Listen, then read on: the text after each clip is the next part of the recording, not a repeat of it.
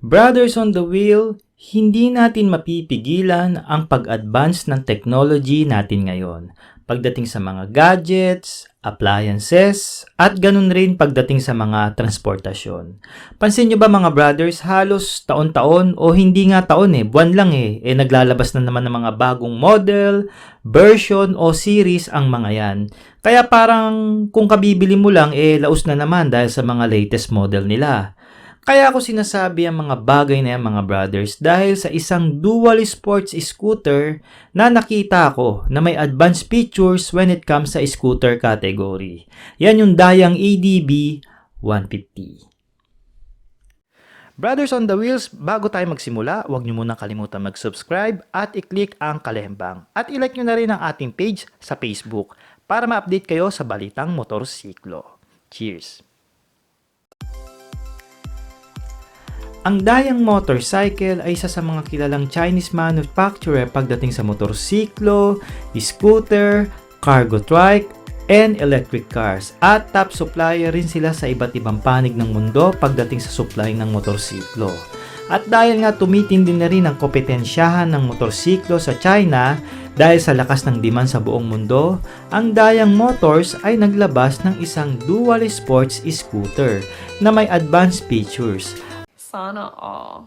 Actually, ilalabas na ito sa bansang Malaysia at iriribad sa brand under by Abeta Motors. Katulad rin ng ginagawa ng Rusi, Motorstar, Skygo, and so on. Sa itsura pa lang, no doubt na ito dahil ito ay inspired. Wag na nga nating sabing inspired. Ginaya na talaga sa Honda ADB 150. I don't know kung ang Dayang Motors ay may rights sa design ng ADB 150 ng Honda. Pero labas na tayo dyan dahil nandito tayo para alamin ang mga advanced key features ng scooter na ito. Yung itsura hindi na sa atin bago yan dahil nagkalat na ang ADB 150 ng Honda dito sa Pinas. Meron itong 7 inches TFT display when it comes sa gauge panel na fully loaded ang mga features nito. Dito makikita natin ang mga basic indicators sa gilid like engine warning sign, left and right, high beam, and so on. Then sa LCD naman mismo are the speed meter, rev meter, fuel gauge, time, mileage, fuel consumption, even the engine temperature at air temperature. It's something to do siguro sa humidity kasi isa itong adventure scooter. Another thing sa mga astig na features nito, yung tire pressure monitoring niya. It lets you know kung wala na sa pressure ang PSI ng gulong mo. So tamang-tama ito dito sa atin since maraming Pinoy riders ang hindi aware sa PSI ng mga motorsiklo nila.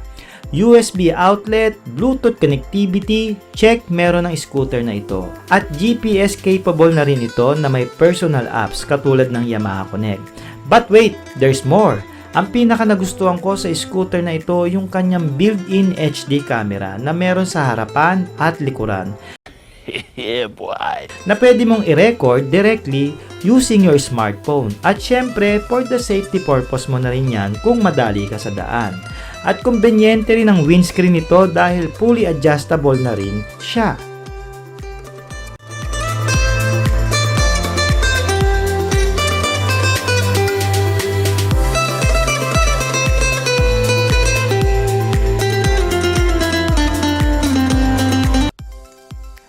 Alright, ngayon naman talakayin natin ang specs ng scooter na ito. Ang sukat ng Dayang ADB pagdating sa seat height is 775mm lang, na mas mababa ng konti sa ADB ng Honda, at may bigat naman na 135kg. When it comes in suspension setup, ito ay naka-standard telescopic fork na may fork boots cover para sa proteksyon sa dumi lalo na sa mga off-road na daan. At dual shock na all type ang suspension naman ito sa likuran na fully adjustable para sa pre-play ng shock. Pulido rin ang braking power ng ADB 150 ng Dayang Motors dahil sa dual channel ABS nito. And of course, naka-disc brake na rin ito. This scooter is equipped of dual sport tire dahil syempre isa itong adventure scooter, meaning pwedeng pang off-road and on-road. Tignan nyo mga brothers, pinaparampa pa nga nila At ito ay may sukat na 110 by 80 at 14 inches wheel mugs in the front at 130 by 70 at 13 inches wheel mugs in the rear. Ang tank capacity ng ADB is 9.3 liters na mas mataas ng halos 1 litro sa ADB ng Honda. Made by LED lights ang setup ng scooter na ito pagdating sa lighting system for easy visibility sa daan at nasa iyo na lang yan kung gusto mo pang dagdagan ng mga mini driving light. Pero siguro pwede naman, wag lang masyadong OA. Nagmumukha na kasi tayong UFO eh. Tsaka isa pa, kawawa naman yung mga nakakasalubong natin sa daan lalo na pag magkakasama sa ride. Ang sakit kaya sa mata, di ba? Ang makina ng dayang ADB ay hindi rin magpapahuli ang mga features. Kung si Yamaha is may Blue Core at si Honda naman ay may Enhanced Smart Power Technology, ang panapat naman dyan ng Dayang Motors ay B-Core. Almost same principle lang ng Blue Core at ESP na more power and less fuel. Ito ay may 150cc single-cylinder 4-stroke engine, liquid-cooled, single overhead cam na rin siya, and of course, EFI na rin. With the power output of 16.2 horsepower at 8,500 RPM and torque of 14.6 Nm at 6,500 RPM. And meron pa itong mga features katulad sa mga branded scooter na meron tayo dito sa Pinas like stop-start system, keyless ignition, at smart motor generator system katulad sa Yamaha. So may hahanapin ka pa ba sa dayang ADB 150? Palagay ko, wala na. In a few months mga brothers ay ilalabas na ito sa Malaysia under Abeta Motors na may price na 10,000 Malaysian ringgit. Pagka kinumbert natin ito sa peso natin, papalo ito ng 116,000 pesos. In my own opinion, hindi ito malabo kunin ng Rusi Motors or Motorstar Philippines. Siyempre, mas mababa o magiging mababa ang presyo nito pagdating dito sa Pinas since ito ay siguradong naka-knockdown kung sakaling kukunin nila.